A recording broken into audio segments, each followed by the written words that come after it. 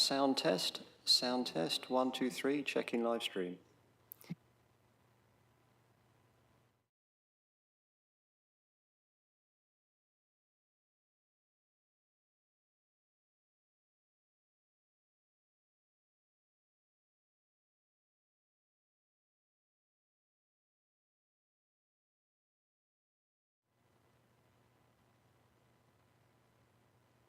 Thank you very much, everybody. We've sorted out the technical issue, so we'll start in about a minute. So whenever Tim.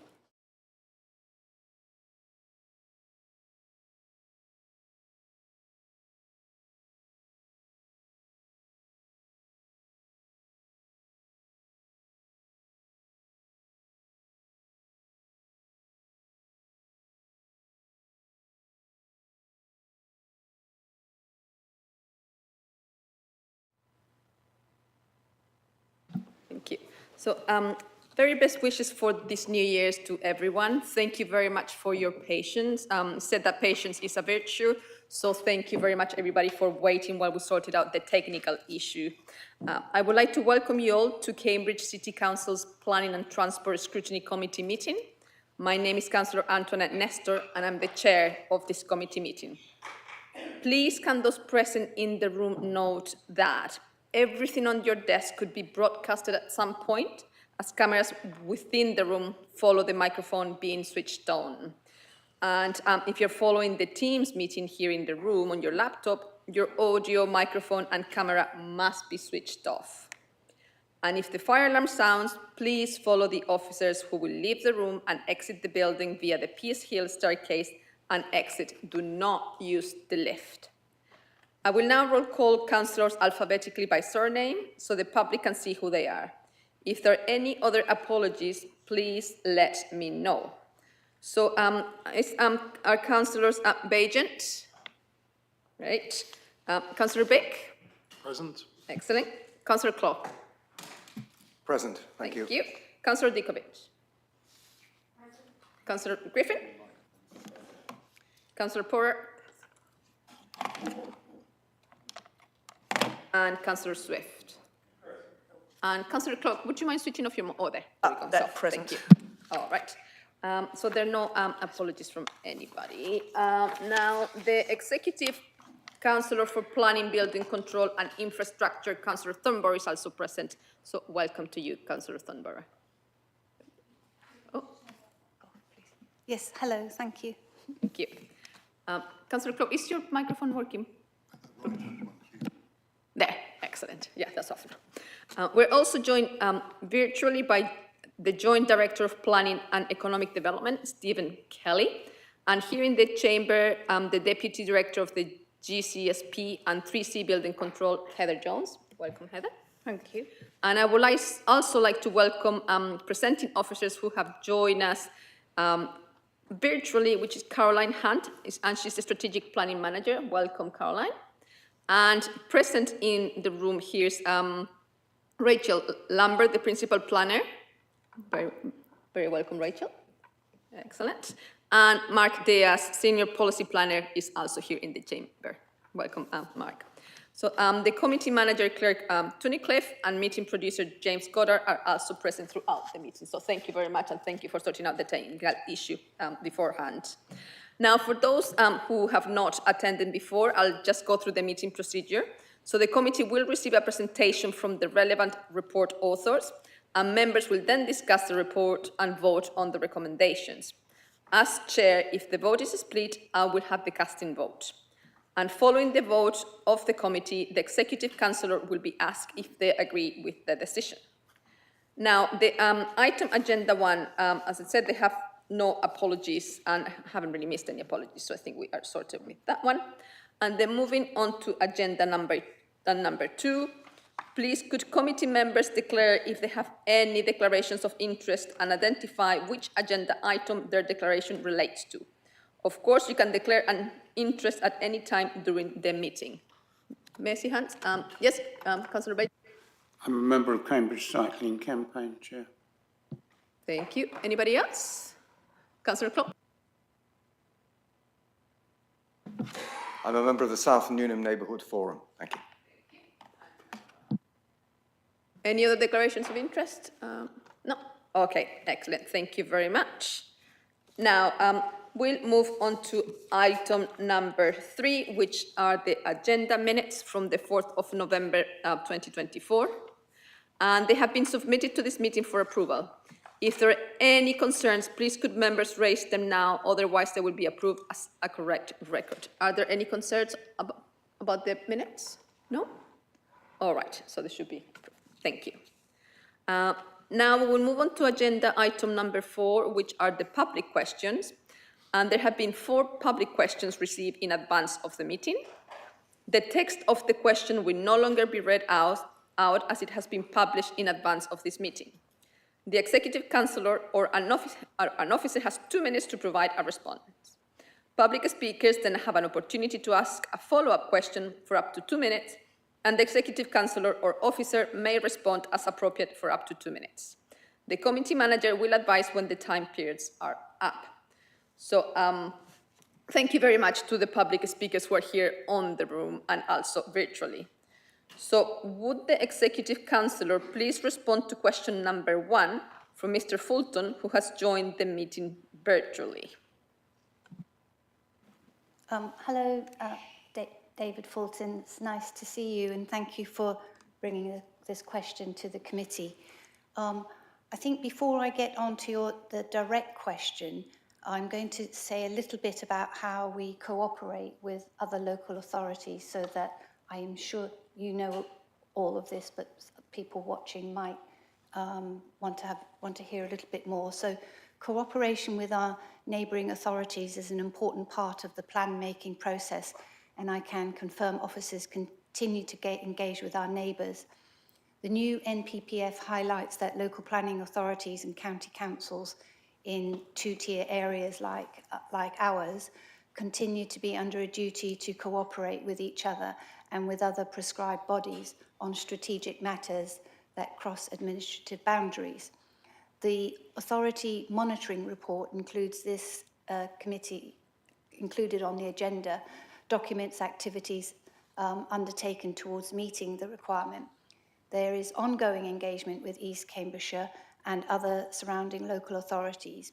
The process and outcomes are documented in the Statement of Common Ground and the Statement of Compliance, with, which is part of the local plan evidence base. Draft versions of these were published alongside the first proposals, a consultation, and will be updated in the at the draft plan stage. And the council will also be requested to comment on the proposed new local plan for East Cambridgeshire District Council, which you referred to. Now, the devolution white paper does outline the commitment of central government to creating unitary authorities, and the council will be considering the implications of this in due course. However, as yet, no discussions have been started in respect of local plan preparations, and the council continues to progress with the emerging joint local plan for Greater Cambridge shared planning. I hope that answers your question, but I think, do you want to come back with a response? Yes, I do have a brief supplementary question. Mr. Fulton, hold on, we cannot hear it at the moment, but like you have 2 minutes to ask your supplementary question. So are you able to speak again so to make sure we can hear you? Yes, yes. Thank you, Chair. Since Apologies, publishing Mr. Fulton, we cannot hear you yet, so let's just check the microphone situation.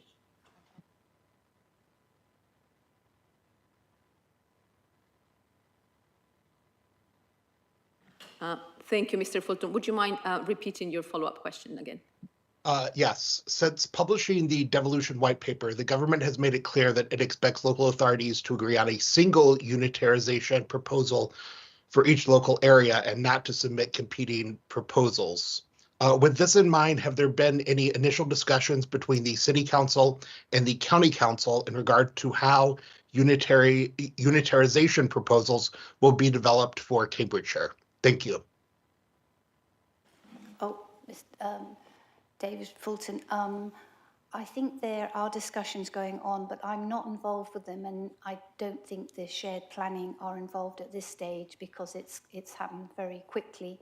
But I really hope that shared planning will have some engagement in the as discussions develop because of the local plan situation and how important it is that we have a really good progressive local plan in place, and working with other local authorities and areas around Cambridge that we might be working much more closely with in the future will be very important.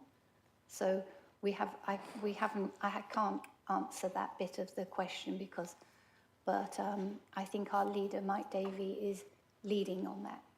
Thank you very much. Thank you very much, Mr. Fulton. Now, would the Executive Councillor please respond to question number 2 from Mr. Stabler, please?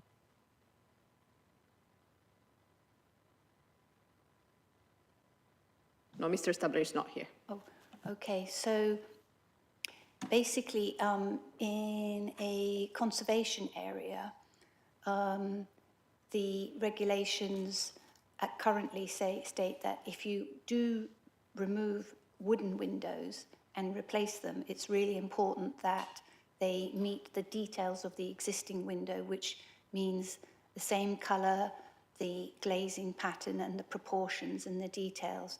But it's not a specific requirement that they remain wooden windows. So there, if it met the criteria of the appearance that items that I've mentioned, then it is possible to change to UPVC windows. Thank you very much, Councillor Thornborough. And we will now move to question number 3, as Mr. Stabler is not present, and therefore there's no supplementary question. Now, would the Executive Councillor please respond to question 3 from Mr. Carpen? And Mr. Camper, would you like to be at the public speaker section? Thank you. Mr. Anthony Carpen, thank you very much for bringing the question to the committee and being here as well. So the Council will ensure that reference is made to the proximity of East West Rail's draft order limits and safeguarded area to strategic development sites within the city, and that includes the Beehive Centre and the Cambridge Retail Park. However, at present there's no firm proposals for a light rail link or any other transport connections within the area specified. Should the proposals for East West Rail evolve and include new transport infrastructure capable of serving this part of the city, or the emerging transport strategy promotes such a solution, officers would expect to engage with those proposals at that time. Officers have noted East West Rail Company's consultation response to the Beehive application, which is 23/03204/OUT, which raises no objection, however requests that a condition is applied requiring details of any development of land within the East West Rail safeguarded area to be agreed with the East West Rail Company prior to the submission of reserve matters. Thank you. Thank you. Mr. Carpen, do you have any supplementary questions? And you have 2 minutes. Thank you. Thank you, Chair. The latest update I've had actually from Parliament regarding the restructure and all things unitary is that 2028 is the time when they expect the local government to be completely restructured. That is the amount of time that you've got, and that was in a ministerial response to a parliamentary question earlier today. On Railpen, it's something I've been following. The Beehive Centre has been a development I've been following for several years now, and I've tried to lobby them to get them to contribute towards something regarding a suburban or light rail station around Coldham's Lane Bridge, and they've been waiting really for somebody else to take the initiative, and I don't want us to be in a situation where they, the City Council, East West Rail or whoever, is just waiting for somebody else to make the move. So can I urge the City Council, mindful that you've got to determine their planning application for the Beehive Centre generally, to urge Railpen to sit down with East West Rail and ideally civil servants from the Department for Transport to come up with something that will pay for at least feasibility studies, given the huge transport demands that are going to be not just on the Beehive Centre, but from the Cambridge Retail Park, who you'll be hearing from, I believe, tomorrow. Thank you. Thank you. Councillor Thornborough, you have 2 minutes to respond. I take your points and seriously, and I think it was from you that I learned that this site did once have a station or had a railway unloading point at that point. And one of the things I do think I would hope that the rail pen would even, well, one of our policies is about future-proofing and adaptability. And even if it wasn't available in the near future, but it's sometimes in the distant future, it would be really good with whatever is built is future-proof to accommodate something as a station, because it would have such a huge impact, positive impact in that area. Thank you. Thank you very much, Councillor Thornborough. And I may actually declare sort of a conflict of interest, just that Mr. Carpen mentioned the light railway. I'm a member of the advisory panel of the Cambridge City Connects, for you to note. Thank you. And then would the Executive Councillor please respond to question number 4 from Mrs. McManus, please. Ms. McManus, would you like to sit on the public speaker section? Thank you. Councillor Thornborough? Hi, Sarah McManus. Thank you very much for the question and coming to ask it at this committee. I think you were asking for the data for the 9 months from April to December last year, 2024, and then the anticipated data for January, March to 2025. But we don't have that data because the report is from April 2023 to March 2024, and the data that you've specifically asked about will come through in the next monitoring report. I think if I've read your question correctly, it was for the information since last April. No, sorry, it was, thank you, Councillor Thornborough. It was for, the questions concerning the period 1st of April 2023 to 31st of March 2024. So it's about the affordable house completion number and how many houses at social rent were completed in Cambridge in that same period. Yeah. Can I? The report is very big and very comprehensive. So the social rented homes completed in Cambridge for the year within the current report is in table 12 of Appendix 2.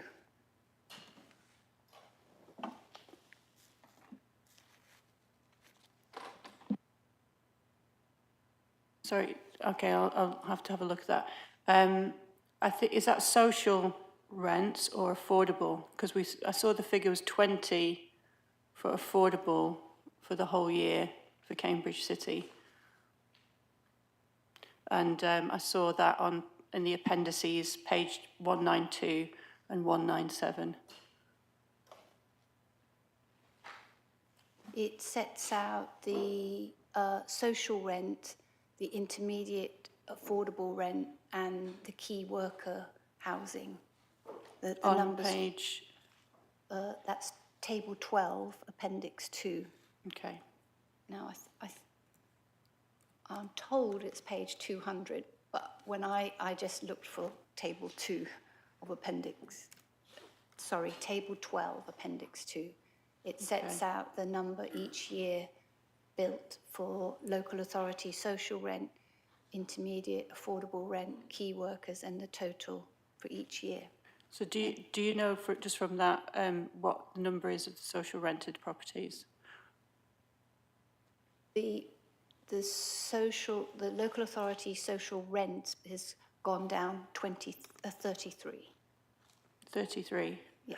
So, so the figure of 20 for affordable houses completed in 23 to 24. Where does that? Oh, that's the total of the total number of social rent plus affordable rent plus any key worker housing equals 20. Okay. May I remind the public speaker that we just need to sort of concentrate on the question. No, that was a clarification, but we needed just to concentrate. So have you completed the reply? And then you don't have any other supplementary questions, that's correct? Okay, thank you you do have one? Yeah. Okay, so you have 2 minutes for this one. Okay. So I think it's still okay, the question. Firstly, please could I ask you to explain why, when South Cambridgeshire have managed to provide as many as 503 so-called affordable properties in the year 2023 to 2024, only 20 such properties have been made available to the people of Cambridge. This is a bewilderingly low and totally inadequate number, given that the social housing waiting list was reported to be beyond 3,000 last year in Cambridge City. Further and worryingly, the resulting limited supply of so-called affordable properties will surely compound the ever-deepening inequality in our expensive city. Could I further ask why it has been decided to omit social rents from that particular data?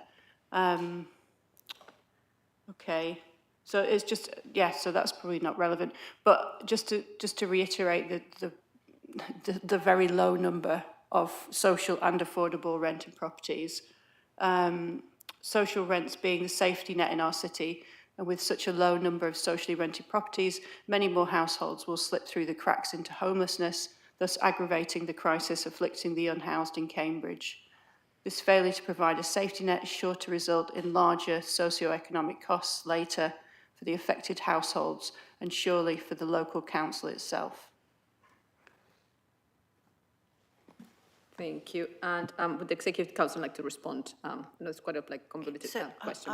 I'm sorry, I missed the figure you gave about South Cams, but let me Sure. I know.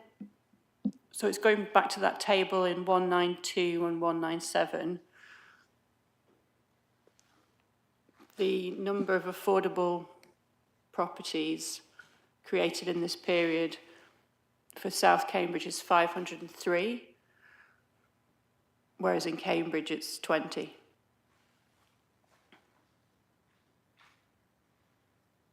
I can't comment on, I'll have to ask the officer about, do you want to answer first and then I'll come back on as well?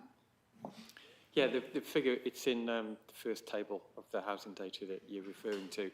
I think it's worth pointing out, if you look at the whole local plan period back to 2011, the figures are almost in balance between City and South Cambs. It just was a low year last year for the net 20.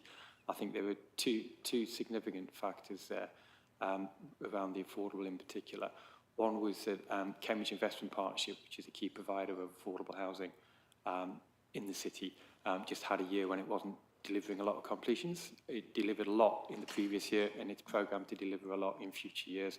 But last year it was actually busy knocking houses down. So a lot of the schemes it does, it actually demolishes houses and then replaces with more. So there's a scheme called Aylesbury Close, which will deliver 70 affordable houses, many of which I think will be social rent over the next 2 years. But last year they knocked down, in the monitoring year we counted, they knocked down 36, which has quite an impact on the net figures. So that in South Cambs you don't tend to get the demolitions because you tend to be more likely to be developing on greenfield sites. So there is quite an important role around looking at the net figures there. Demolitions. Thank you.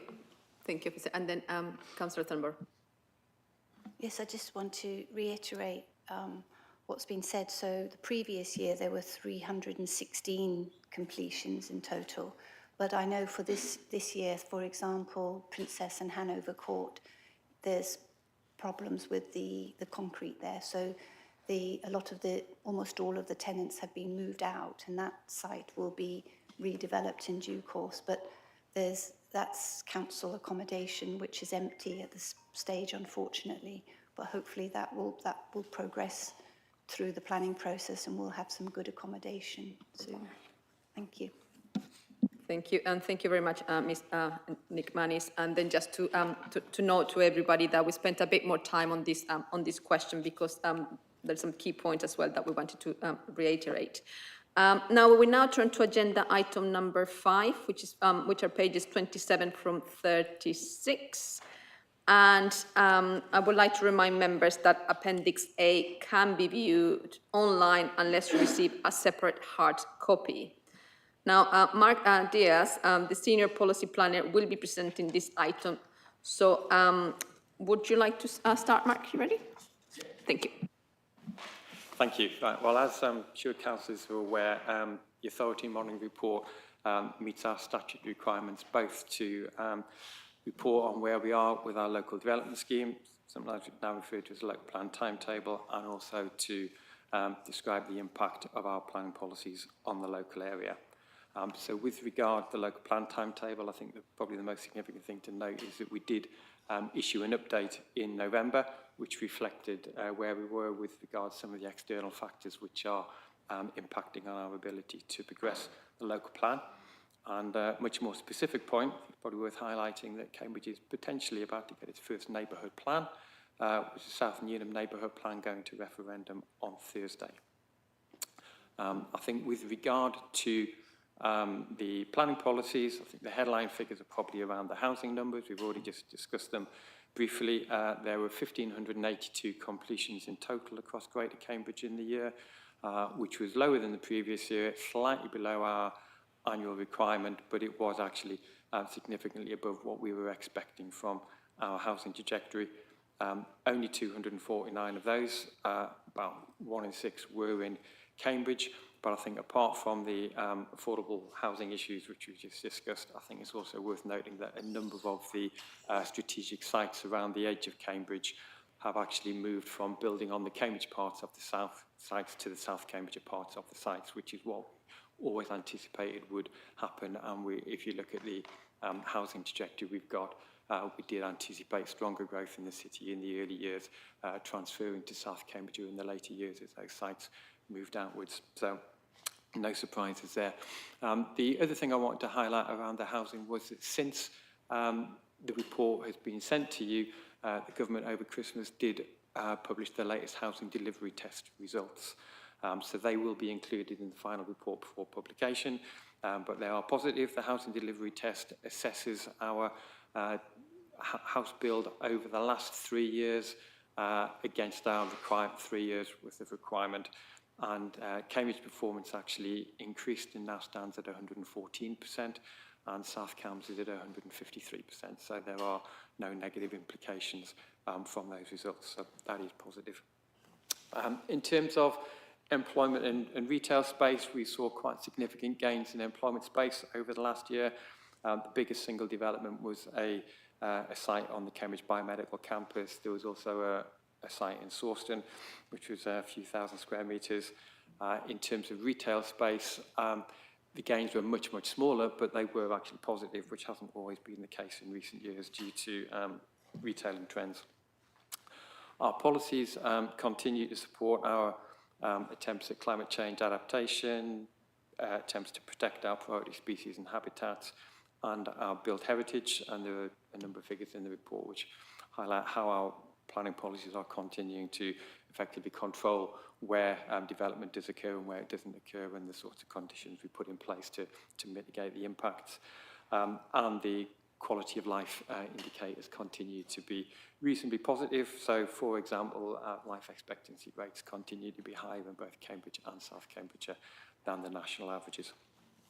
Finally, you'll be aware that the report is supported by 2 appendices. Appendix 2 has lots of data tables, which we've just been discussing around the housing, but there are lots of other data there organised by similar topics to in the AMR.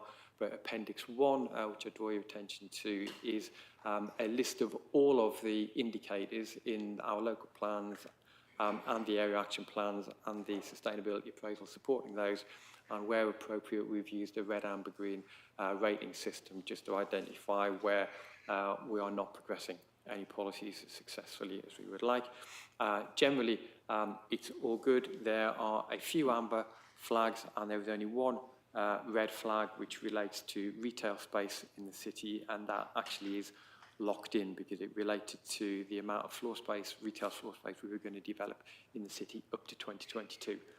So actually whatever happens now, that will remain a red flag, and I think it just reflects national and international retail trends, that actually trends towards online shopping mean we're not going to see the growth in retail floor space that was envisaged back in the day when the plan was developed. There was also an amber flag around employment space in the city, because originally the local plan talked about an increase in employment land, and whilst we haven't seen an increase in employment land, we have seen a significant increase in employment floor space. So essentially we've seen a shift towards office and R&D type developments with a lot more floor space. Actually, all of the loss in employment land that we've seen can be accounted for by one site in the first year of the local plan, which was, I think, the Monsanto building, which is part of the Trumpington Meadows redevelopment. Since then, it's been broadly neutral. And the other amber flags all relate to strategic allocations in the local plan, where we've just not seen progress on sites as quickly as originally envisaged, and all of those sites are being reviewed as part of the local plan review process. So I'll stop there and happy to take any questions. Thank you very much. So I'll take some questions. So I have Councillor Griffin, Councillor Beck, Councillor Dikovic. Okay, so I'll take the three questions, and then if that's okay with you, Mark, and then we can just, do you want me to take them in three? Okay, so Councillor Griffin, go ahead. Thank you very much for the presentation. This is a really significant document, and it represents a great deal of work, I think, by officers in all over the Greater Cambridge Partnership. I mean, Greater Cambridge, I should say. It's full of a lot of good news, I think, some very positive results there. And in general, I'd just like to thank the officers for producing this extremely informative document. So one thing I would like to ask, and I think this, I'm asking this more for residents who might not be familiar with the terminology, could you explain a duty to cooperate and how that plays a role in producing a document like this? Thank you, Councillor Griffin. Now I'll go with the next question from Councillor Beck. Okay, it's not very connected to that question, but I'll go ahead anyway. And I too would like to say that that the report is really helpful, and thanks to those who prepared it. But then I wanted to go on to say that relative to our local plan, 23-24, the year that this is a report on, does really look to be a pretty disastrous year in completed additional houses. And obviously that's the sort of bigger group. I mean, affordable and social rent is obviously within that. But if the total number is so poor, it's not surprising that all the components are quite poor as well. 249 in the city of Cambridge is less than half the average annual expectation of the local plan, which we have comforted ourselves was ambitious. And that was looking for 687, as I understand it. In the meantime, the government has given Cambridge an even higher target, 1,135. And in relation to that, we achieved less than a quarter.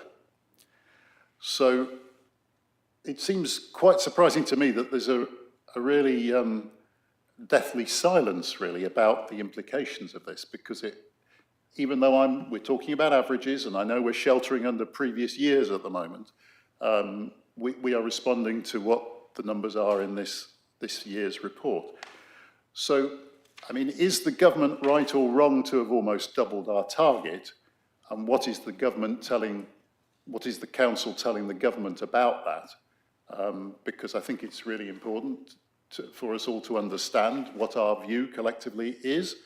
And as I understand it, the consequences of of many more years of a housing completion level like this is that we will fall seriously short and we'll lose control of development, and our local plan policies will become worthless, and developers will be able to develop wherever they want to and whenever they want to. So it's really opens up quite a serious picture, I think. And it's possible to say, well, it was a spectacularly unusual year and the rest of it, but I think we have to respond to what we see, and this was really, really considerable shortfall. So what is the council going to do to head off this quite serious possibility about any repeats of this kind of level of housing completions? Thank you, Councillor Pick. And I'll go now to Councillor Dikovic before getting to a few replies, and then we'll go back again to another round. So, Councillor Dikovic. Thank you, Chair. I think the response to my question is going to be linked to Councillor Bick's question. The Council's proactive monitoring of climate change and biodiversity policies deserves commendation. But my question is specifically on water quality and resources. So the Council has been taking measures to address water scarcity. And so just looking at, and they've taken multiple measures. So, for example, the task group that was created to address water scarcity in particular. But looking specifically at the local plans, which both of them, and that's for South Cambridgeshire's local plan and then the City Council's local plan, they both contain water efficiency requirements for new development. So water efficiency requirements are considered within planning applications.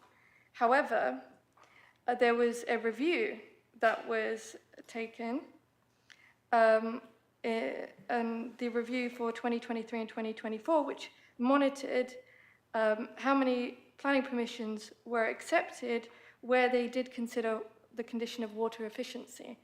And it was a retrospective review. And so 100% of them weren't accepted where they did consider this condition. So for example, in South Cambridgeshire, 93 out of 103 eligible residential permissions included the condition relating to water efficiency, whilst in Cambridge City, it was 27 out of 30. So following this review, does the council plan to proactively ensure that it is always considered rather than relying on retrospective reviews, considering the climate catastrophes that are happening around the planet at the moment? I think it would be better to take a proactive approach rather than having to review it. Thank you. Thank you, Councillor Dikovic. Mark, would you like to reply to those three questions, please? Thank you. I think with regard to the duty to cooperate, I would say I don't think the AMR as such has implications for the duty to cooperate. I think it's more the other way around. The AMR simply reports on the progress we have made on the duty to cooperate. So the report itself is not changing anything that we do around what we need to do. The housing figures, I agree with you, they are very low, but I would say if you look at the housing trajectory report, which we publish every year, we actually anticipated an even lower figure to be built. So it wasn't a surprise, it's what we anticipated, and our housing trajectory does anticipate higher levels of growth coming back in future years. And we are just starting the process of updating the housing trajectory for next year. So we will be, over the next few weeks, writing to all developers of schemes of 10 or more dwellings, asking them for the profiles of their build-out rates for those schemes. So I don't want to sort of dismiss it as not being significant, but it always was going to be a low development year. I think it's just where we were with certain schemes. Some schemes were completing the year before, other schemes haven't yet started. So we do anticipate, I think, realistically, to see a big increase in housing development over the next few years. But I would point you towards the housing trajectory report, which will show you site by site where we expect those housing numbers to increase. With regard the water quality, I would turn it around slightly, I think, and say that the vast majority of permissions do actually apply the conditions. We did look at the few where the conditions weren't applied. There are a number of appeals, a number of schemes which have won on appeal where the inspector didn't apply the condition that we would have done. With regard to residential ones, there were also a few holiday lettings where it wasn't deemed appropriate to apply to them, but again, they're very small. And the other few outstanding were, I think, largely single dwellings. So I think in terms of the overall numbers of houses, it's actually far higher than the 90% that are getting conditioned. It's the vast majority, and I'm assured by my colleague who went through the review that all of the strategic sites have got those conditions imposed kind of front and centre. Likewise with the non-residential, I think there were only actually 2, because there were a smaller number of permissions. It was actually only 2 permissions that didn't apply the conditions. One was because it was a temporary use, and one was because it was so small. I think it was a shed being converted into a cafe shelter. It's covered in the report, that it just wasn't deemed appropriate. So I think we are confident that the conditions are being applied appropriately. Thank you, Mark. Stephen, I know you had your hand up, so online. Stephen? Thank you. Just really to build on Mark's comments, which I think are really helpful. I suppose the purpose of the monitoring report is for you as a council to be able to understand how effectively your local plan policies are working. Mark has explained, particularly on the point around delivery, the challenging outcome from the year and the anticipation in the sequence of years that this would be a low year for the city.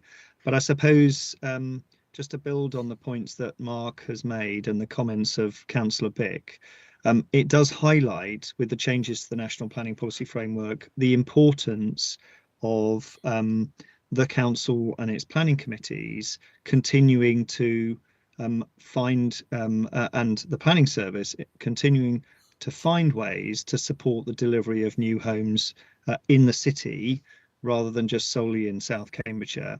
And as the speaker earlier on highlighted, the significance of that in terms of the way in which we can deliver affordable homes alongside those private and market homes. So we're most certainly focused on that, and the work of the planning committee every month has a key part to play in it. And in that respect, the monitoring report fulfills its purpose by making clear to all of us the significance of that task as we look forwards. Thank you. Thank you, Stephen. And then I know that Councillor Clough has also a question, and Councillor Porter, so I'll take these two together then. Councillor Clough? Well, firstly, I'd like to echo the comments from Councillor Vick and Councillor Griffin about how valuable this report is, and I'd like to thank the officers who prepared it. It's been very, very useful. And I also would like, I think my question is, as we go forward, do we need to integrate into this report, or to some perhaps more digestible summary, the idea of forecasting? Now, you referred to a report which provides that, but I'm not aware of that. And if you could perhaps let me know where that is, then I will be delighted to do it. But it seems that the key thing for us is the question of forecasting and being on top of where we are over the next few years. Yes. Thank you, Councillor Clough. And then Councillor Porter. Thank you, Chair. Again, thank you. Really, really in-depth report. I've read it all in detail. It's mind-blowing how much information is collected. It's impressive. So I had a couple of just queries. The district centres, we're not meeting our 55%. Is that something we should be worried about? Are we doing anything proactive to change that? And the same, picking up on Councillor Dickovich's question, the water conditions, again, do we need to review what we're looking at? Because my experience is some of the high quality schemes are almost coming through with the conditions sort of built into their plans. So I don't know if we necessarily are imposing the full suite of conditions, because we don't need to, because if they've already got a grey water scheme in their plan, when we're putting on the conditions about monitoring it and feeding back. So I just wonder if officers could take that away and make sure we're sort of picking up the full spectrum. And obviously if we are letting ones through without them, we shouldn't be. But my feeling is some of the plans kind of are ahead of what we're asking, and therefore we maybe don't have the full suite of conditions. Again, talking about the labs and the office space, the Class E change, that means that things that used to be have a change of use if they move from office to labs to housing don't. I know I raise this every year, but I am still concerned that we're perhaps missing the fuller picture, you know, because some lab space kind of in effect is an office space if you're doing a computing based kind of lab, you know, and I just think with the changing situation across the country and well, the world really in terms of office space and remote working, I think it'd be grateful if officers could take that away and just make sure we are picking up the full picture. And I know that some Class E we don't even know happens, so it's how we kind of pick that up and make sure that we are properly reflecting what's needed. I mean, obviously, it's the delays with the sites. Councillor Bix has referred to it.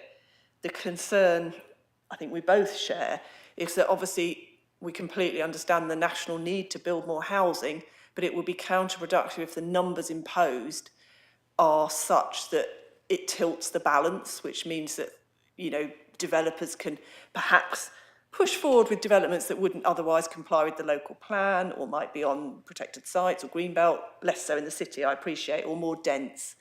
So I am still concerned, though I appreciate the officers can't pick that up as it's more of a political point in terms of what the national government's doing. But I do hope that we are working hard to, well, that the ruling group with us, so I hope, are working hard to flag those kind of things up to our development people, to the government, because, you know, what we want is high quality development in Cambridge, you know, that meets our local plan, and we do not need to run out of land supply and find out that that isn't going to happen, because that would obviously damage the aspirations we have for growth in a really sustainable way. And finally, it is a bit disappointing we've still got 0 GRT emergency stopping sites across the two councils. And again, I'd be grateful if officers could make sure they liaise. Now we have the GITANA, which is the Gypsy Traveller Assessment of Needs report. I think it's really important that that does get picked up. Thank you. Thank you, Councillor Porter. And then, Mark, would you like to take one more question from Councillor Big? Yeah? Okay. Yeah, thanks, Chair. It was a follow-up, really, to my earlier question. Thanks to Mark for the response, which I can understand and go along with and empathise with. But the reality is that the effective target has been almost doubled in the meantime. And so, you know, what seemed like an expected poor year would have looked different and maybe less concerning if we hadn't had the target doubling at the same time.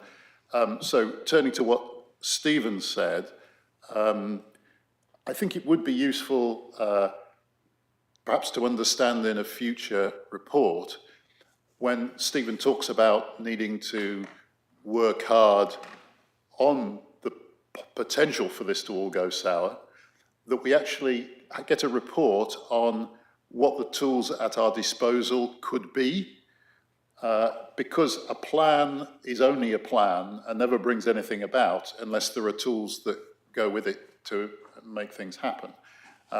My worry is that the consequence of the great elevation in the target without possibly any tools to bring it about are that it actually is effectively just going to provoke a free-for-all. And if that is by design, as far as the government's concerned, I would take a very dim view about it. I think we should all be quite alarmed. But if there are tools, then let's hear about them, obviously not in the context of this report, but in the future, so that we can actually get our head around what this means. Thank you, Councillor Big. So would you like to reply, Mark? Right, thank you. I've got a list. So the housing objective report, I talked about projections. If you haven't found it, I would recommend you all go and find it, because it is probably certainly the most important report I work on, far more important than the monitoring report. It's on the same page, the monitoring page of the Greater Shared Planning Service website.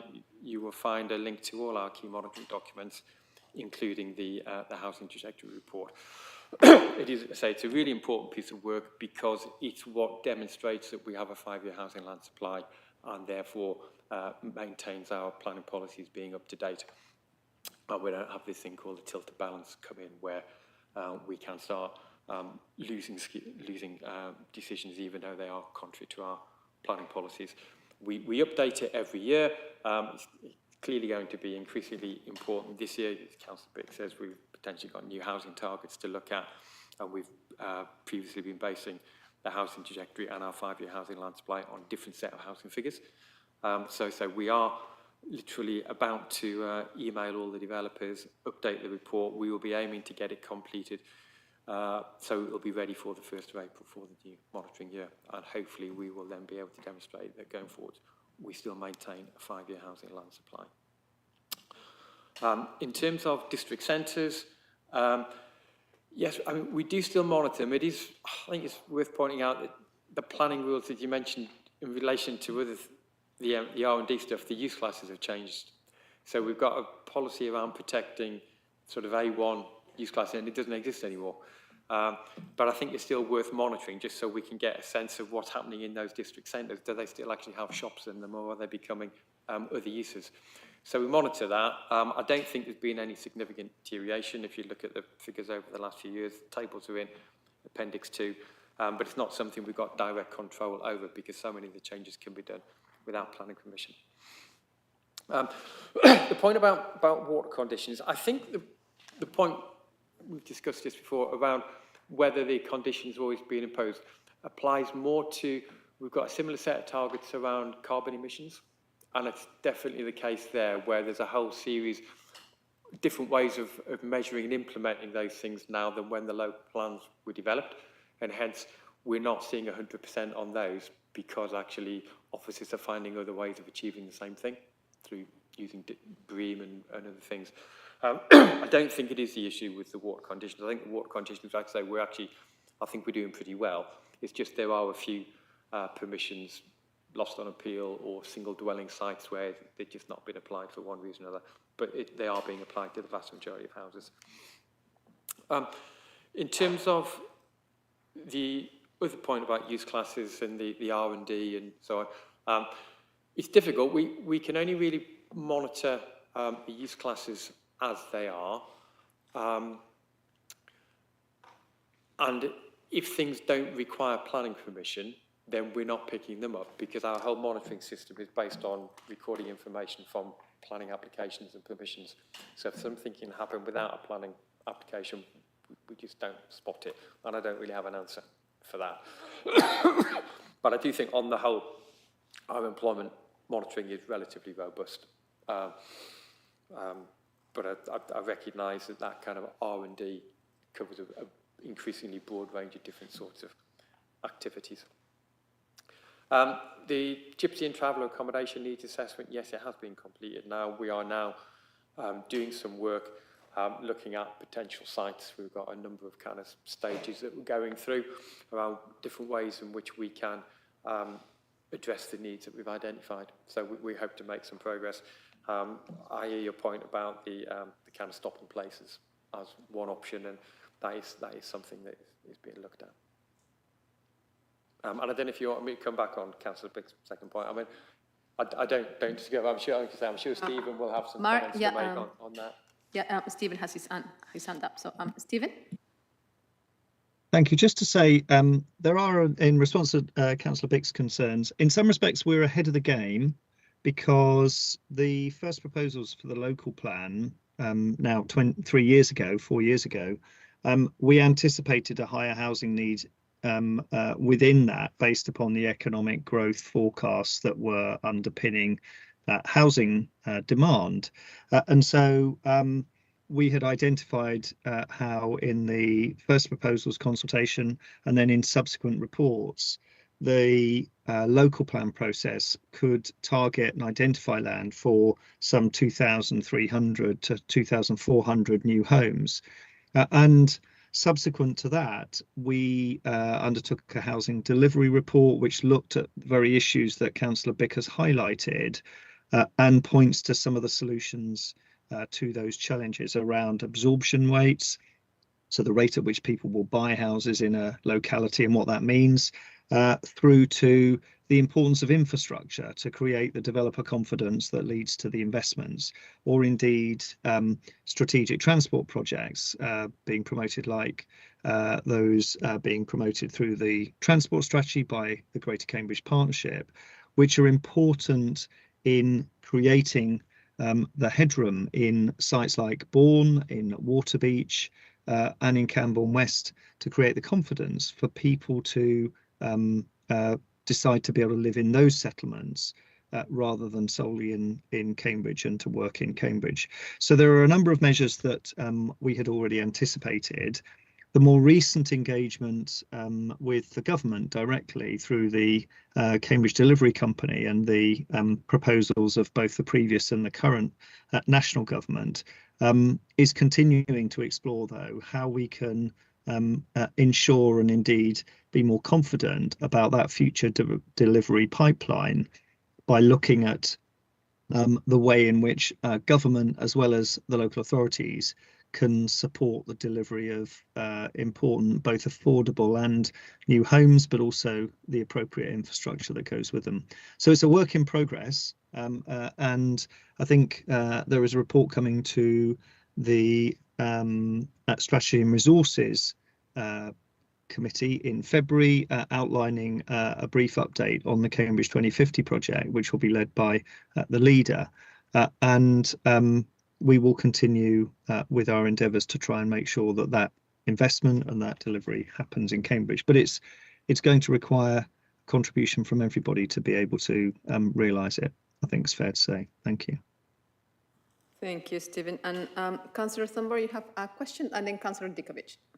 Well, it's really, I just want to say that it wasn't that long ago, we remember, when South Cambs were not meeting their housing trajectory numbers and what happened there. So the officers take this very seriously every year. And they are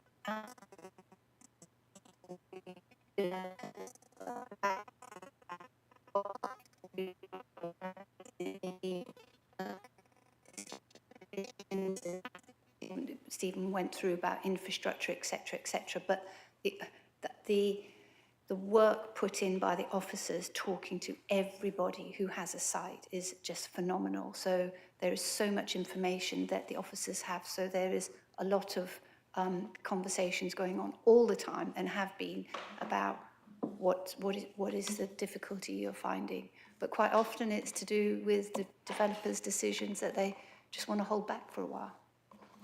Thanks. Thank you, Councillor Thunberg, and Councillor Dikovic. Thank you, Chair. So my question is about neighbourhood plans. If you look at the report, it's quite silent when it comes to Cambridge, but it's quite, neighbourhood plans seem to be quite popular in South Cambridge. With 8, and I understand that before a neighbourhood plan can be made, the neighbourhood area must first be designated. So in South Cambridge, 18 were designated, and about 8 plans have been made.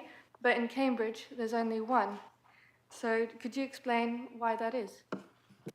Thank you. And then Councillor Porrer has a question as well, so you can maybe just take them together. So Councillor Porrer. Actually, this one's probably more for Councillor Thorne, but I think I totally understand about the delays. My concern is that the new national targets, whilst it's great to build more houses, are putting us in a really difficult position, because even with all the consents we've got, we're not going to hit those numbers. We've never hit those numbers before. So I suppose what I'm saying is, you know, you're the ruling group, it's your party, and please can you speak to the government and any people you can, because we need to make sure our growth is sustainable, you know, and we cannot have a situation where we end up missing out a housing target and having to force it, like you say, that happened in South Cambs, forcing through things we don't want. So I suppose I'm saying, I appreciate what officers are doing. Officers do an excellent job, but I think politically we need some clout on this as well. So I'm just urging you to use your influence, please.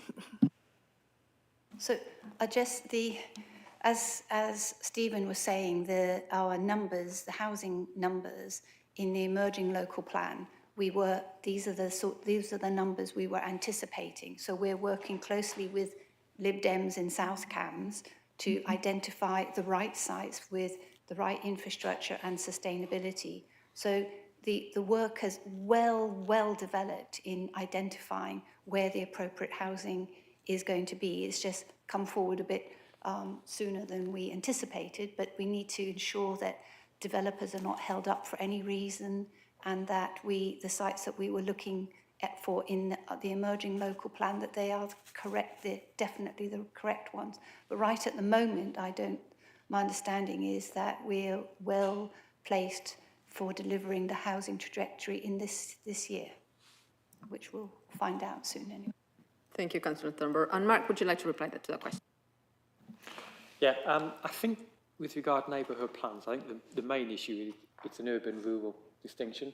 So I think it's actually far easier to develop a neighbourhood plan in a rural area where you have a parish council, because you already have an organisation which is in position to start the ball rolling, whereas in a non-parished area, a group has to come together and organise a neighbourhood development order and form a group, which may not already be in existence. So I don't think it's particularly unusual if you compare Cambridge and South Cambs, the rates you would find that in other urban and rural areas. The other thing I would say is quite often neighbourhood plans come forward because the local area are not very happy with the way planning applications being determined in their area. So the fact that there is little interest in neighbourhood plans in Cambridge, I would not see as a particularly negative thing. You could turn it around and see it as a positive. Thank you very much, Mark. Now, before we go to vote, if there are no more questions, may I check if Stephen or Heather have anything else to add? No? Not Stephen? Heather? No? Okay, so we will now go to vote then, and the recommendation is on page 27 of the agenda pack. So all those in favour, please raise your hands.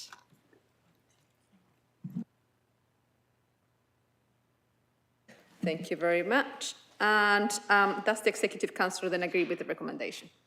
I do, and I'd like to voice the same opinion as the members here in thanking the officers for this amazing amount of data and the hard work that's gone into it. Thank you. Thank you, and thank you very much, Mark, for coming actually. So now we, and Caroline, of course, now you were online as well, so thank you very much, Caroline. So now we will turn to agenda item number 6, which is the draft response to East West Rail North statutory consultation. And I believe this item will be introduced by Rachel, and she is here with us as the principal planner. Rachel, are you ready? Yes, ready. Thank you, members. Yeah, so I'll just do a brief presentation about the item. So East West Rail Development Consent Order, and this is just a review of the draft response to consultation. So just a quick update in terms of since we published the report, there's some feedback received from members of the public, and just wanted to raise the attention that we'll be incorporating some comments or ensuring that these are incorporated within the response. That relates to concerns raised that the proposals don't align with the Council's net zero key priority, and a response to provide more detail in terms of the duration of the long road closure and diversion. So we'll certainly look into those and incorporating those into the response. So really an introduction to this item. It's providing an overview of the Council's draft response to the non-statutory consultation, which is currently being undertaken by East West Rail. And a summary of the recommendations that included within the report are just on the screen. Just in terms of noting commencement of the consultation, noting the content of the report, and particularly Appendix B, which is the draft response that we'll be submitting to East West Rail, and also just to note sort of delegated authority in terms of picking up any minor amendments or issues of interest of accuracy and clarity before the 24th of January deadline. So really just a brief overview, which I'm sure many of you are aware of the DCO proposal itself. So that's construction of a new rail link between Oxford and Cambridge. It includes a new railway between Bedford and Cambridge and associated works to upgrade the existing railway between Oxford and Bedford. So this relates to connection stage 3, this non-statutory consultation. And within that, just from a South Cambs and Cambridge City point of view, we're focusing on routes section 6, 7 and 8. And just to briefly run through, section 6 is referring to Croxton and Toft. 7 is Comberton to Shelford. So that's within the approach into Cambridge, south of Cambridge. And then route section 8 relating to Cambridge itself includes 2 new tracks alongside the West Anglia Main Line to the west, a new following it north, improvements to Cambridge Station, including new and extended platforms and footbridges, upgrades to existing track layout to support Cambridge Station upgrade and provision of operational functionality, that's linked with Cambridge North Station, improvements to Laundry Lane level crossing, upgrade to the single track railway to 2 tracks, including new footbridge, that's further on the sort of the eastern line, and a new turn back to ensure platform availability at Cambridge Station is noted at Cherry Hinton. So officers have reviewed the consultation material and has highlighted a number of key issues. These are listed within the report, but just to summarise a few of these this evening, they're focusing on air quality impacts due to diesel freight movements, artificial lighting impacts in terms of residential amenity, biodiversity impacts to county wildlife sites within the city, and a concern raised about the BNG target, and East West Rail should be striving towards the 20%.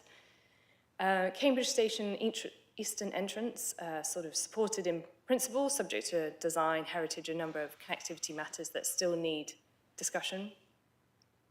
Cambridge, a station east of Cambridge, support opportunity for a new station within this vicinity, which could have a transformative impact on connectivity, but again, further dialogue and engagement is needed. So connectivity and accessibility in terms of door-to-door, train capacity in terms of capacity themselves, and perhaps those that linking Oxford to Cambridge, and 2 big cycling centres. Residential impacts I mentioned, but from an environmental health point of view, construction impacts, again, quite significant concerns raised within the responses, and more information needed in relation to air quality, noise, vibration, and general disruption within the city. We've also made points about consultation material and the outreach, the need for more information to establish an environmental baseline. We've made reference to Fen Road level crossing and clarification needing on the proposed 2 train sidings, and how this would impact, again, the barrier downtime at Fen Road level crossing, which further consideration is needed in that respect. Land take has also been referenced, and again, mentioned in noise and vibration. So North East Cambridge proposals north of Fen Road level crossing are within close proximity to the North East Cambridge major development area. Again, further conversation needed on impacts to be fully assessed. Pedestrian bridges at Coldham's Common and the Tins is a reference, along with visual impacts and residential amenity. But a full table of comments and proposed mitigation measures are outlined in Appendix B, which you would have seen alongside the report. So this is just really trying to highlight the role of the council as a host authority and not the decision maker, and it's engaged at all stages of the DCO process. This includes liaising and sharing resources with other host authorities or other affected authorities, consultation on screening and scoping of the EIA, providing input to the content of the consultation methodology, participating in consultation, and a number of other procedures in terms of adequacy of consultation, the possibility of providing representation in that respect. Key one in terms of preparation is submission of a local impact report further down the DCO process, evidence and planning and preparation of statements of congregation, and again, further down the process and participation in examination, and following that, monitoring and enforcement should the DCO be made. But more information about the role of local authorities or advice for local authorities is available on the government website. I'll put the link on that slide. So just to highlight some next steps, the response to this non-statutory consultation is due to be submitted on Friday, the 24th of January. And Appendix B, which you would have seen, comprises the consultation response. And again, just a note from the beginning that this may be subject to minor amendments or inclusions or variations in terms of accuracy or clarity in that respect. So continued engagement is key. The Council is working proactively with other host authorities and East West Rail to ensure further engagement is established ahead of the next stage of consultation, which would be a statutory consultation as we understand it. And this includes ensuring governance and information sharing mechanisms are set in place. Just also to reference that a request for an EIO scoping opinion has been submitted by East West Rail to the Council and a response is being prepared. This is due by the end of the month. And a considerable amount of information, technical information, is still required to allow the Council to produce this local impact report at later stages of the DCO, and this is required by the Inspectorate following that submission. That's it really, and just contact information if you had any questions prior to that submission deadline. Thank you. Thank you very much, Rachel, for the thorough presentation. So now I will have Councillor Thurmer. Just need to say the declaration of interest. I'm the City Council's representative on the East West Rail Mainline Partnership Board. Thank you, Councillor Thurmer. Now, are there any questions or Councillor Parr? Thank you. I've got a few comments and questions. Thank you for the report, Rachel. So just a few things I wondered if we could maybe consider with the Exec Councillor to add in. I think it's important to talk about the station being step-free, so step-free access, as the ones on London Underground are. And the idea of having the extra station entrance on the far side compared to the city centre, I think we could maybe add in a bit more about the impact that would have on the leisure park and that area, because it's slightly crazy at the moment that you kind of come in on platform 8, you have to walk all the way up, all the way around, all over the bridge. It's really disconnecting that part of the city. So I think I'd be keen to stress that. And the fact that if we do have one on that side, it would be really good to have a ticket office, because I noticed Cambridge South doesn't have a ticket office, so some means of getting your tickets, preferably with a human being. I also noticed, I think the indicative route cuts across some of our safeguarded Chisholm Trail route near the station, and I'm not sure about the rest of the city. So could we be really clear and explicit about the fact that the Chisholm Trail, so the cycling trail, needs to be protected, because we don't want to find that that's been built over, having fought really hard to protect it through the CB1 development as it is at the moment.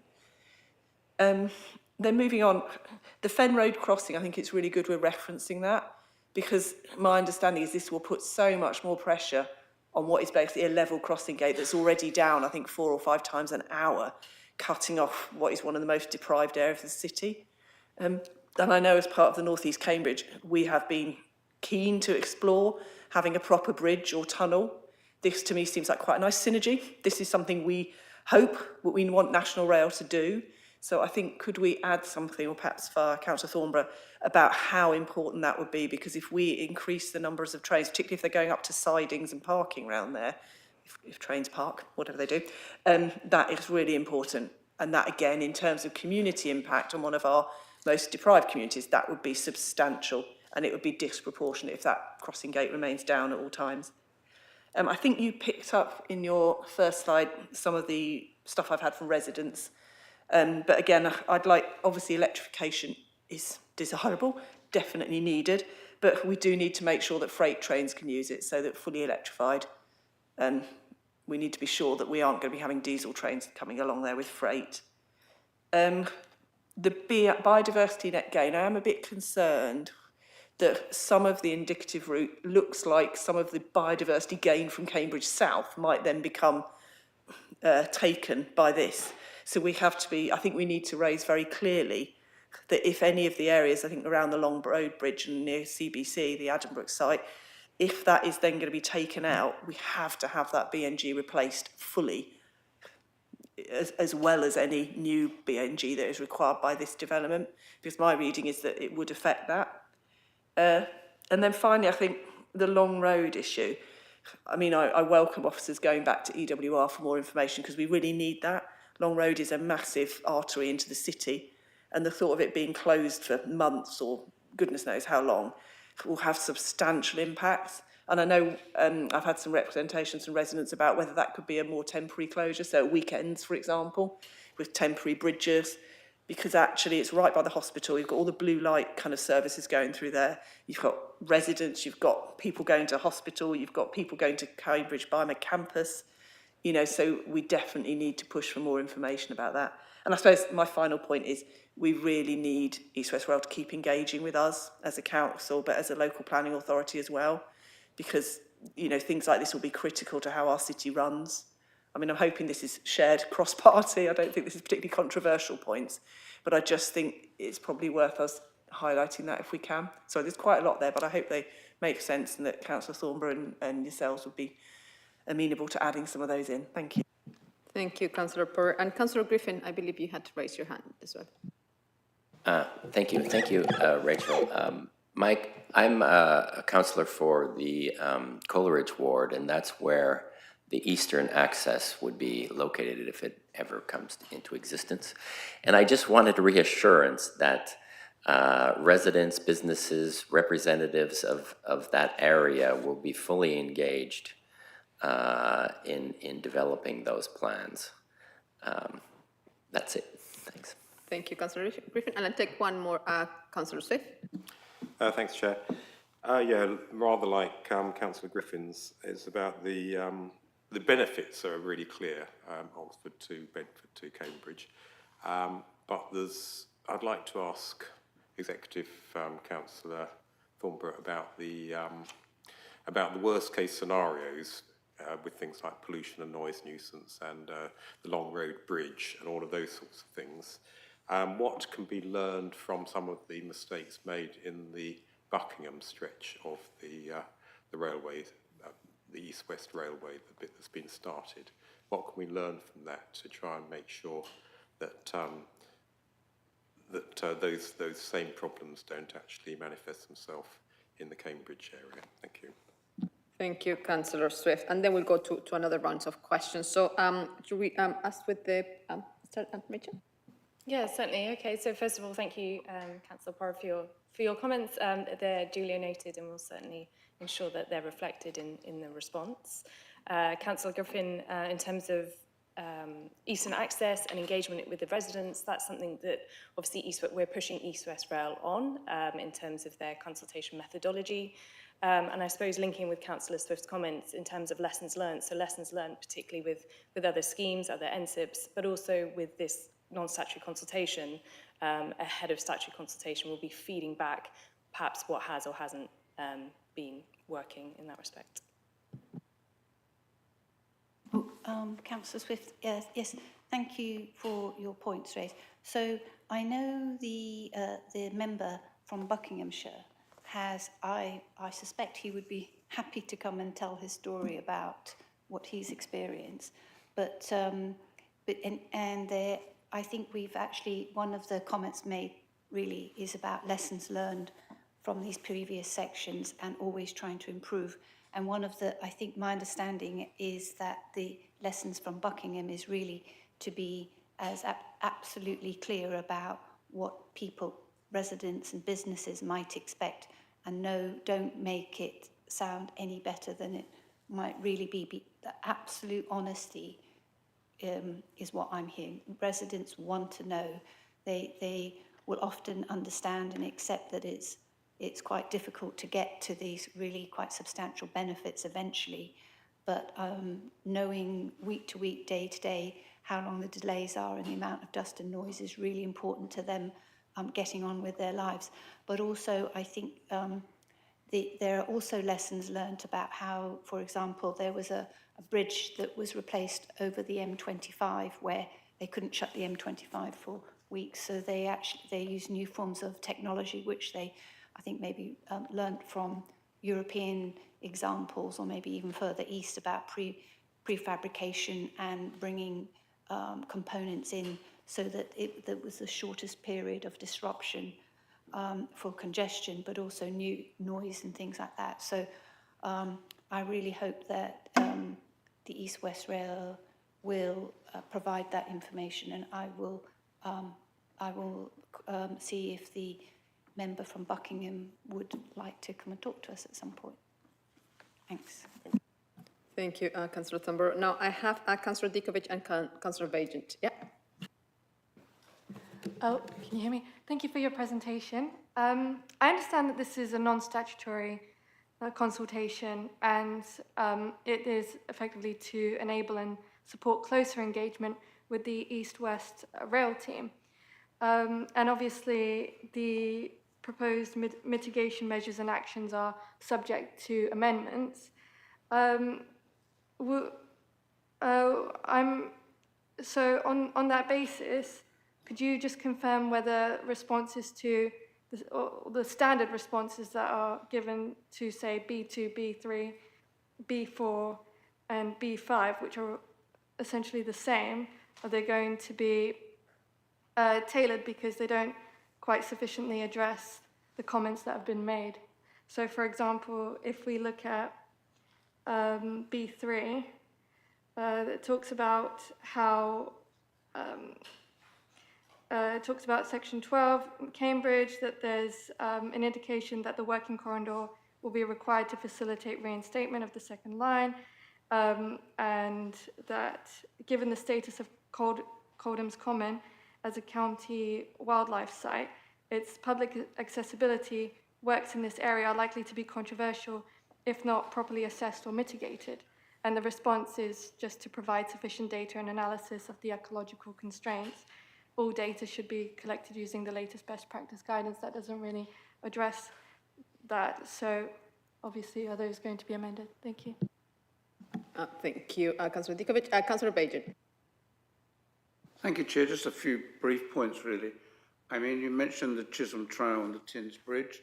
I think that both of these would really benefit from upgrading. They've been long overdue, so it needs to become an important part. The GCP have a particular interest in the Tins Bridge. I understand that they are negotiating with the railway at the moment with some success. Now, I know that's always been difficult to negotiate, but it would be interesting. You may want to talk to them about that. The second entrance to Cambridge Main Station, which my colleague mentioned, would be of considerable use to people from Romsey. We'd ask, of course, that there should be adequate cycling provision or storage for cycles, because a lot of people will come to that area who currently have to go all the way round to get to the other side. So that would be a massive boost. The station in the area of Cherry Hinton, much needed. Sad that it ever disappeared, but now needs to come back. And whilst there's still space, it may be a good idea to look at some way of doing that before too much development goes on in that area. There is going to be huge amounts of development in the next 15 to 20 years. There already is. And that is an important point. And on the question of prefabrication, which my colleague mentioned, when they did Mill Road Bridge, they did prefabricate the areas that they brought in. They brought in the prefabricated tunnel to get the train through. So it might be, they clearly are aware of these things, and it would be great to see a minimum of disruption, although there are advantages to disruption when people bring cars into Cambridge, and they shouldn't be. It might be a lesson to them to actually think about using another method of transport. Thank you, Councillor Bajent. And I'll take one more from Councillor Beck, so you have the... Yeah, quite briefly, Chair, because the point is really reinforcing the last point that Councillor Bajent made about Cambridge on the east side. And of course, as in respect to what Councillor Griffin said, obviously anything that happens in this respect is something that would need to be carefully consulted on in terms of its implications to surrounding residents. But the opportunity really does need to be really pushed hard for the potential of a station on the east side. And although I confess that I can't really say I'm familiar with what a turn-back facility really looks like and how it would relate to a station on the east side of Cambridge, if there is a possible marrying up of these things, then that would be excellent. The point being that, that one of the likely areas of major development on the edge of Cambridge is the Cambridge Airport site. And it's the one side of the city that we have not on the table at the moment a long-term means of enabling volume sustainable transport. And that subject has been parked by the Greater Cambridge Partnership because of the dependency on the development on the airport site itself. But it is down the road a challenge how to provide that sustainable transport encouragement.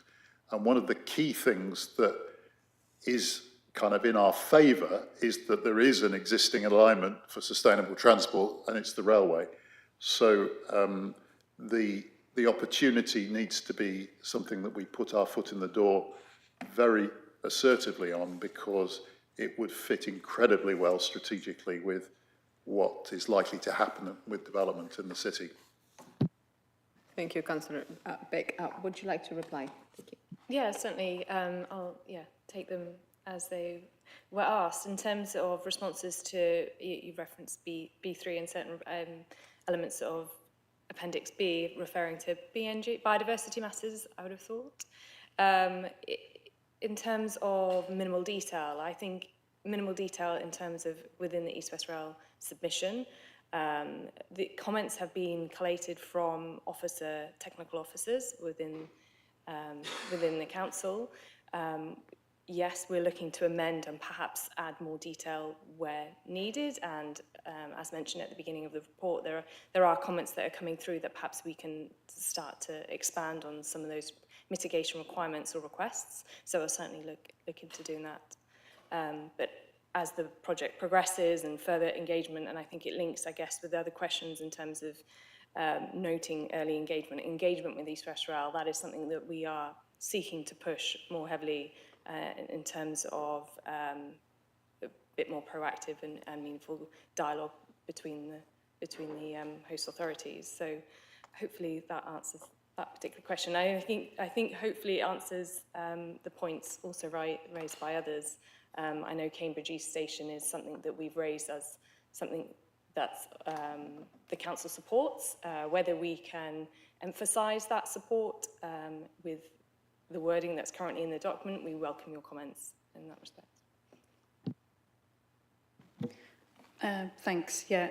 So just to add to Rachel, I think we will take on board what members have said tonight, and we will discuss that with Councillor Thornborough and update and amend to reinforce where we feel that it's necessary, and we do support the comments that have been raised.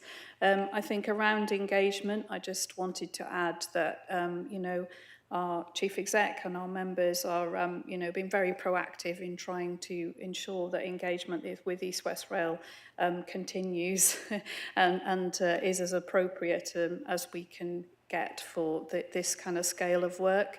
And I do take on board the point from members around and we will look to consider this, but around the disruption and being very honest with our residents about what that means. So that's something that we will definitely take on board, through in community engagements, so that we can make sure that residents are fully aware of that. And I'd just like to add as well that anybody can respond to the informal consultation. So we would try and encourage anybody and everybody to respond. We have put the dates on here as well. So thank you.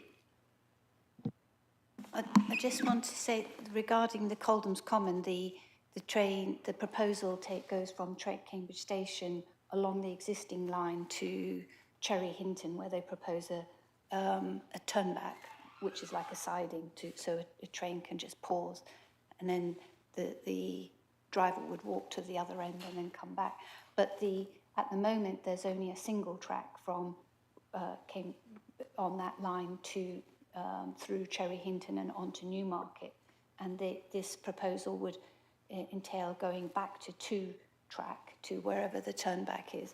And in fact, the train line to Newmarket was had two lines until the 1980s, and where it became a single track. And I think we're pleased that at least it would be dual tracked to wherever this proposed turnback is. And actually, I think we would probably all support dualling the train line all the way to Newmarket, because that would provide residents in Newmarket the opportunity to have much better scheduling coming into Cambridge. That's not on the table here, but it may be that brings that possibility a bit closer. And then the other thing of just picking up what I think Councillor Bage and Councillor Bick were saying, the GCP did one of the vision, strategic vision from the GCP did have a Cambridge East station. So I really hope that this is an opportunity that will come forward now. Thank you. Councillor Swift. Can I just ask Councillor Thornborough about the turnback? Is that the single track that goes past the technology, no, the computer museum? Yes, at the moment it's a single track which goes past the computer museum, but the land is there for the dual track, so there's no land needs to be taken from Coldham's Common. The Network Rail already own the land. Thank you, Councillor Thornborough. Stephen, is there anything else you would like to add at all? No, just to say that in the context of any eastward expansion of East-West Rail, clearly there are a range of interests, and certainly we're aware of some local concerns about intensifying trips on that stretch, but that isn't in front of this consultation at this moment in time. But otherwise, as Heather's highlighted, I think the comments, we can capture those comments in consultation with the lead member for planning and submit them in time. So thank you. Thank you, Stephen. And Rachel or Heather, anything else to add? No? Okay. Thank you. So we will now go to the vote. Then the recommendation is on page 35, and page 36 of the agenda pack. So, and Councillor Bick, is he coming back? Okay. Now, actually, before we go to vote, just because we have one councillor on a comfort break, does everybody need a comfort break before we go to the vote or not? Everybody okay? All right. We go to the vote then. So all those in favour, please raise your hand. That's unanimous, Chair.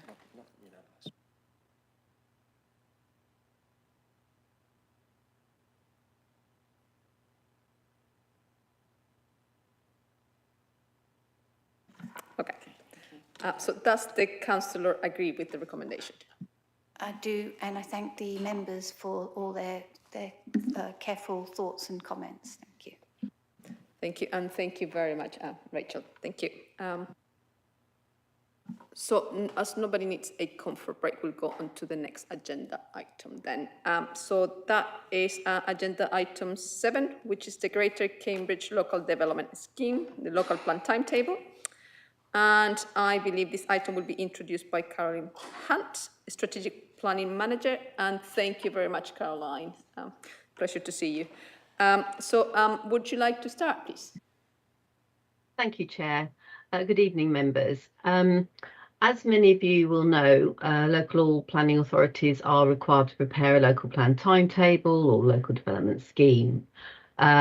We're also required to keep that up to date, and once that timetable has effect, local planning authorities must comply with it. So it is an important document.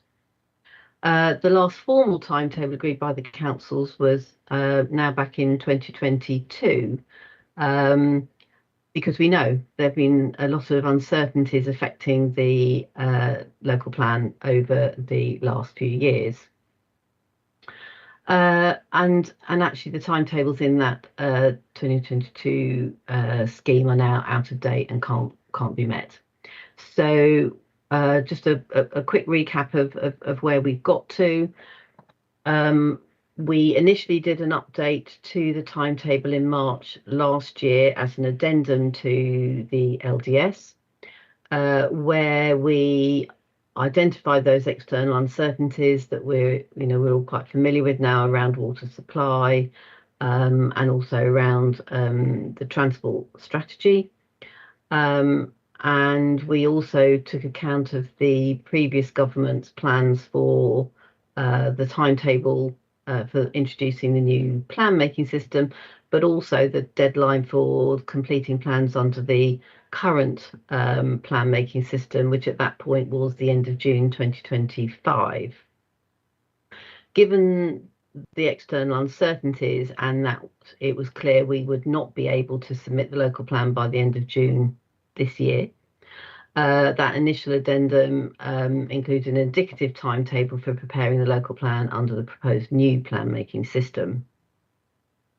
Things then moved on during last year and new government came into being, and they proposed some wide-ranging changes to the plan making system and a new national planning policy framework. Consultation happened sort of summer autumn last year on a new system, on a new NPPF, which included a change to the deadline for submitting plans under the current plan making system to December 2026. And they also made clear the introduction of the new plan making system would be delayed. So in that rather different context, a further update was agreed by both Cambridge City Council and South Cambridgeshire District Council in November last year via an updated addendum to the 2022 LDS that set out a revised draft plan making timetable to achieve that December 2026 submission deadline. But it couldn't be confirmed at that point because we needed to know whether that date would be confirmed in the new NPPF.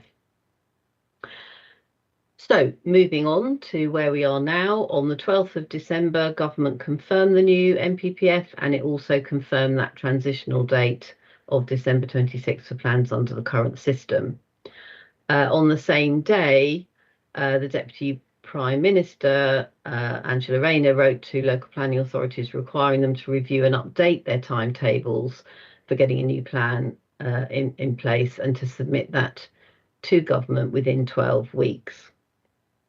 So this report proposes that the draft revised timetable that members agreed last year be confirmed as the formal local plan timetable, and if agreed, that local development scheme would be shared with government and published on the Greater Cambridge Planning website, superseding the previous versions, and would be the timetable that we would then be committing to work to. Just a reminder of those key stages, that would be that we consult on a draft local plan towards the end of this year, still under Regulation 18, which is broadly the issues and options for the plan, but we would be setting out effectively what our preferred options would be. And that would be an update to the first proposals that members agreed back in 2021, updated by quite a number of changes in circumstances since that time, including things like the new standard method that was referred to in an earlier item. We then would see a proposed submission plan being prepared and consulted on in summer autumn next year, with submission by December 2026 to hit that deadline set by government. It is important to note that this is still a challenging timetable and it is dependent on a lot of the uncertainties that we've talked about in previous meetings being resolved. We need to have clarity over those range of issues such as water supply, transport strategy, etc., etc. Ideally, we would have that clarity by the draft plan in autumn this year, but we would certainly need to have clarity by the time we agreed a proposed submission plan the middle of next year, because it's important that the councils can be confident and demonstrate that the plan is deliverable before they get to that Regulation 19 proposed submission stage. That is the plan that we believe is sound and ready to be submitted for examination.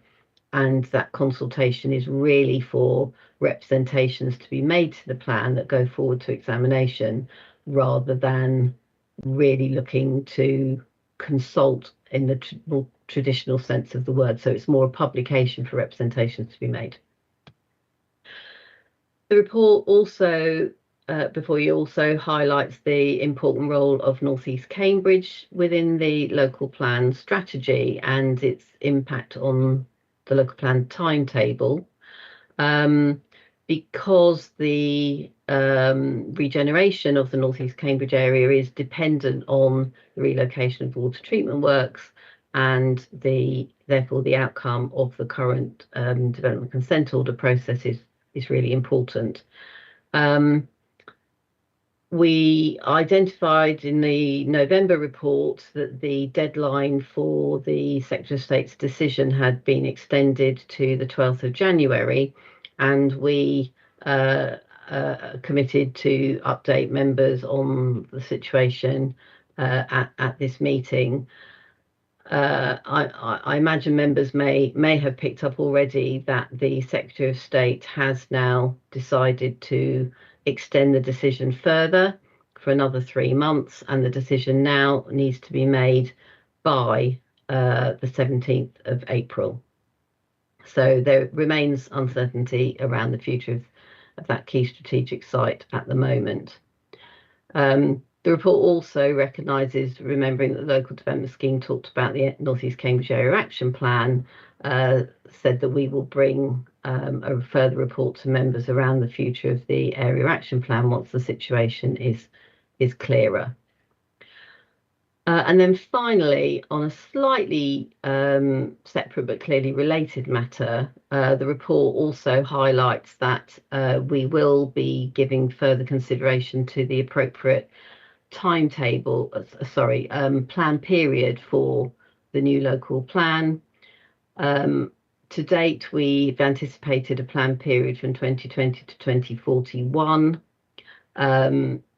But because you are required by the NPPF to have a minimum of 15 years outstanding on your period from adoption of the plan, that clearly now needs to be reviewed, because we would need to be adopting no later than 2026 to have that 15 clear year period. So we are giving further thought to precisely what that timetable would best be, and we'll bring that matter to members in due course as part of the local plan preparation process. Thank you, Chair. Thank you very much, Caroline. Now, are there any questions at all? I have Councillor Porter. Thank you, Chair. Thank you, Caroline, for the update. It is a bit ironic, really, the government are insisting we have a plan ready, an update ready in 12 weeks, but have now pushed back our development control order for another 12 or 13 weeks, which is obviously really worrying. I do agree, before I forget, with Caroline, that the idea of extending the plan period does seem sensible, because, I mean, I think with the best will in the world, it would be better to have a few more years added on to accommodate the growth we need. So again, it's about the deliverability. We were already right up to the wire on this before we had the further delay. And I do appreciate the previous delays relate to another government. But again, I suppose I'm asking the Labour group, please make sure that we're not penalised for this. Because, you know, we are ready to go once we get this decision, hopefully positive, but even negative, we need to know. Because at the moment, the extra 3 months could push us past being able to go forward with the current local plan and have to move to, well, as yet unspecified, whatever the new form would be, which would be a huge amount of effort, I imagine, and something we really want to avoid for something that is basically not our fault, because obviously we need the government to make a reasoned decision. It was a little disappointing we only found out yesterday, when obviously the new guidance has been published for a month or more. But I suppose I'd just urge officers as well to keep us in the loop. You know, if it becomes really problematic. We need to know about it quickly. But I'd also, well, I'd be grateful for officers' responses as well, perhaps Stephen or Caroline, about how we are going to make representations to the people we need to in government, and, you know, Peter Freeman and the Cambridge 2050 project, because this local plan is, I hope, going to be a good one, but we need this decision. It's holding us up another 3 months now, it's over a year. So I'd be grateful, obviously, if Councillor Thornborough or colleagues in the Labour group could respond about what influence you might be able to impose on your government, and also what officers are minded to do to try and make sure this is right at the top of the agenda when people look at our local plan coming forward. Thank you. Thank you, Councillor Burr. Are there any more questions from the floor? No. So, Caroline, would you like to reply, and then I'll go to Councillor Thornborough if you want to make any comments? Thank you, Chair. I think Councillor Porro was really making comments rather than questions on the first couple of matters. And you know, obviously that's helpful, and we'll take that into account. And absolutely, we will be keeping members in the loop as we move forward with the local plan preparation. In terms of engaging with government, Stephen or Heather may want to comment, but absolutely at every opportunity, we are all making really clear the significance of this decision, as well as a range of others, including things like water supply and so on, to get the clarity we need as soon as absolutely possible, because this, you know, extended delay, you know, does make it more difficult for us to really try and fix our strategy and our proposals to complete the plan. But you know, I hope I can reassure members that we are absolutely pushing forward, but some of that inevitably is with an element of risk, because we have to wait to see, you know, that we absolutely do tie down all those issues. But yeah, we're working really hard to influence as far as we possibly can at all opportunities. Thank you, Caroline. Stephen, would you like to add anything to Caroline's comment? And not significantly, but I suppose to make the point that Caroline makes, the government are aware of the key drivers that sit behind our local plan through the Cambridge Delivery Company and the engagement that we've got with them. In the discussions with the combined authority and partners, we have also stressed the significance of decisions like the decision on the development consent order as a part of Cambridgeshire's growth ambition. So I think it's not for want of clarity about the significance of the decision. Clearly, the government will need to make its decision as in the way that it feels able to. But we have used a number of channels to echo the importance of a decision to allow us to move forward. And as Caroline highlights, the continuing period of time before we get that does pose challenges for the planning service in being able to produce a plan for you that can be submitted to the Secretary of State by December 2026. But we'll update you as a committee at the earliest possibility that we can about any further developments, and would expect to bring a report to you again later in the summer, once we have passed that deadline set by government, but also once we've passed the pre-election period with an update on progress. Thank you. Thank you. And Councillor Thornborough? Yes, I think the Officer Caroline's report about in confirmation about December 26 deadline for the submission of the local plan is really important, because it's not just to do with sites, it's to do with policies that we want, and standards and quality that we want our building in places to be. So we live in a very fluid time, and I think that we'll be working to that deadline and dealing with everything that comes during this period. But the officers, I don't think we could have better officers dealing with this and engaging, and we will do whatever we can to ensure we have the best plan at that date, and engage with the opposition and work with South Cambs on this. Yeah, thanks. Thank you, Councillor Thornborough. Now, if there are no more comments, then we will go to vote. The recommendation is on page 87 of the agenda pack. And note that recommendation C has been amended to include in consultation with the chair and spokesperson. Now, all those in favor, please raise your hand. That's unanimous, Chair. Thank you. And does the Executive Councillor agree with the recommendation? Yes, I do, and thank the officers for their hard work today and all the hard work to come. Thank you very much. Thank you. And now we will turn to the record of decisions taken since the last meeting. These are to note, and I propose that we take them together. There are 2 in total, from pages 103 and 109. So they're items 8A to 9A. Now, before I ask that members note the decisions, are there any comments? And please keep them concise as the decisions have already been made. Any points? Yes, Councillor Clark. As previously, I'd really like to thank the neighbourhood planning team for the work they've done for South Newnham. It's been invaluable, and it's got us off the after blockage we were, where we couldn't really get the plans into great order. So I think Lizzie Wood has done a fantastic job, and I just want to restate that. Thank you very much. Thank you, Councillor Clark. Any other points? No. So may I confirm that the committee note these items? Yes. Yeah. Okay. Noted, Chair. Thank you. Okay, thank you very much to everybody. Now this concludes the Planning and Transport Scrutiny meeting, and the next date of the meeting is scheduled for March 25th March 2025. So that's interesting, 25. And thank you very much, Caroline and Stephen online, and have a good evening. Thank you. And thank you, Heather. Thank you.